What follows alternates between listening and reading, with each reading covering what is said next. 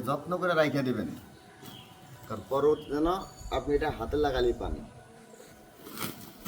এটাও আপনি যত্ন করে রাইখা দিবেন। হয়তো গরুর জিনিসপাতি দিয়ে কখনো হেলা করবেন না, যত্ন করে রেখে দেবেন।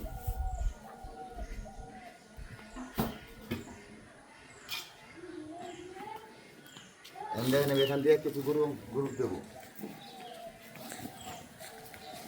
দেখেন এলে গরু কীভাবে খায়। দেখেন গরু খাওয়া দেবেন, পাগলা হয়ে গেছে, দেখেন কেমনে খায়, দেখছেন? কারণ যখন আপনি ছোটো করে কাটবেন তখন কিন্তু গরু প্রচুর পরিমাণে খাবে। দেখেন কত সুন্দরভাবে খাইতেছে গরু। খাওয়া দেখে আপনার মন শান্তি হয়ে যাবে। আবার এগুলা আপনার সুরক্ষিত জায়গায় রেখে দেবেন।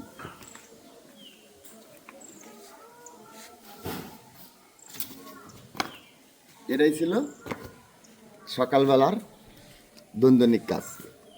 আশা করি বুঝতে পারছেন। ধন্যবাদ।